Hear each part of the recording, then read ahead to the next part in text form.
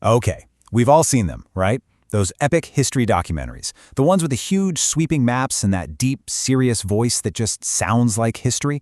But have you ever stopped and wondered, is there, like, a formula behind all that magic? Well, today, we're going to do just that. We're going to break down the powerful blueprint that turns these super complex events into stories you just can't forget. Yeah, you know exactly the ones I'm talking about. The ones with the animated maps, that super serious narration, and this just immense sense of scale. And look, it feels like pure creative genius, right? But what if I told you there's often a very specific and incredibly effective recipe that they're following? It all really boils down to one core idea. So the key to cracking this whole thing is something we're going to call the documentary directive. Think of it as the filmmaker's secret blueprint. It's basically a set of instructions that make sure every single piece of the puzzle, from the visuals all the way to the sound design, is working together to hit one very specific goal.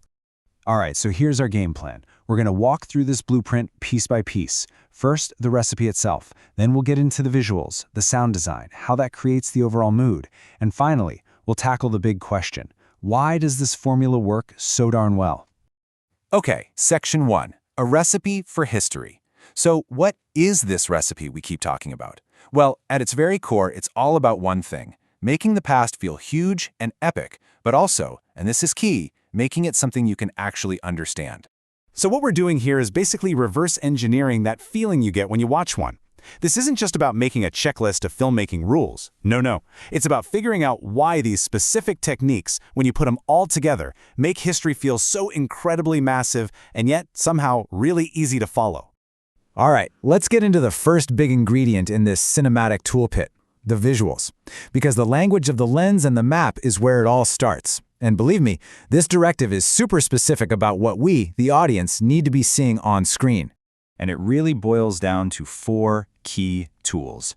You've got your animated maps, those signature slow zooms, the strategy arrows, and of course, that moody cinematic lighting. And each one of these has a very, very specific job. Okay, first up, the animated maps. Now this is so much more than just pointing to a place on a globe. The point here is to bring a totally static event, something from a dusty old book, to life. When you see those little soldiers moving across the map, you're not just learning about a battle, you're watching it unfold. It turns a complex mess into a story you can actually follow. But then, right after that action, notice how the pace just changes. The directive specifically calls for these slow, really deliberate zooms on old paintings, maps, or illustrations. It's such a powerful technique because it completely shifts the vibe from action and strategy to quiet contemplation. And this is not just for style points, okay? That slow zoom literally forces you to focus. It builds this kind of quiet tension, and it's like a big flashing sign for your brain that says, hey, pay attention, this detail right here is super important. It takes a simple picture and turns it into a crucial piece of the puzzle. Then we're back to the maps, but with another layer of clarity, the arrows. We've all seen them, right? This is all about taking these really complex military strategies and making them, well, digestible. All of a sudden, a complicated idea like a flanking maneuver or an ambush becomes crystal clear. It almost makes you feel like you're right there in the general's tent. And finally, let's talk about the mood. The directive literally says, dark, cinematic lighting with historical textures and smoke effects. I mean, that tells you everything, doesn't it? This isn't supposed to feel like a bright, sterile classroom lesson. The goal here is pure atmosphere. It's about creating a serious, heavy, almost somber feeling that really respects the gravity of what's being shown. Okay, so we've got the visuals down, but of course, what you see is only half the battle. What you hear is just as important. And yep, you guessed it, the directive is just as picky about the sound. Building this entire audio world is designed to guide how we feel. And this is where you can really see the delicate balancing act this formula pulls off. The directive wants music that is epic but calm. So think less like a blockbuster action movie and more like you're walking through a grand, quiet museum. And the narration? It's supposed to be educational and smooth, not some overly dramatic performance. It's all about creating that feeling of scholarly grandeur. When you get right down to it, every single piece of the sound design has one job: to build trust.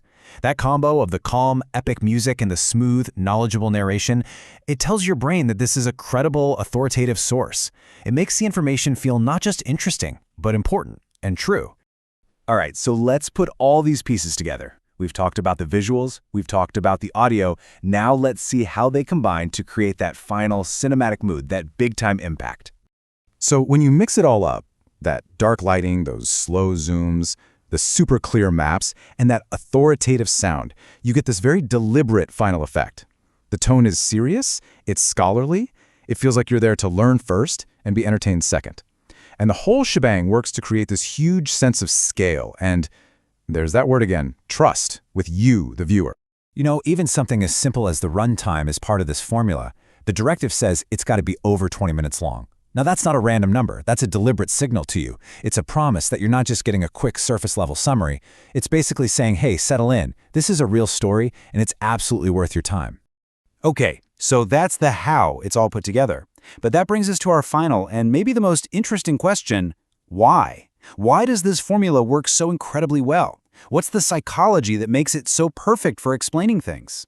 Well, when you boil it all down, this formula is just a masterclass in one thing: balancing complexity with clarity. It can take these enormous, sprawling topics. I mean, entire wars, the rise and fall of empires, massive revolutions, and it somehow makes them feel digestible. It manages to respect your intelligence while making sure the story is always clear and totally engaging. And this chart really lays out the priorities perfectly. Look at that. Authority and clarity are way up top. Entertainment? Yeah, it's definitely there. It's important. But you can see how it's really in service of those first two goals, being credible and being easy to understand. At the end of the day, it's a formula designed for learning. It's just wrapped in this gorgeous cinematic package. And that brings us to one last really important thought to leave you with. This formula is, without a doubt, incredibly powerful. It creates authority, it tells a big, strategic story like nothing else. But it's worth asking, right? By focusing so heavily on the big maps, the generals, the grand scale, what other stories might get left on the cutting room floor? You know, the personal stories, the smaller moments, the voices that disagreed. It's just something to think about the next time you settle in and press play.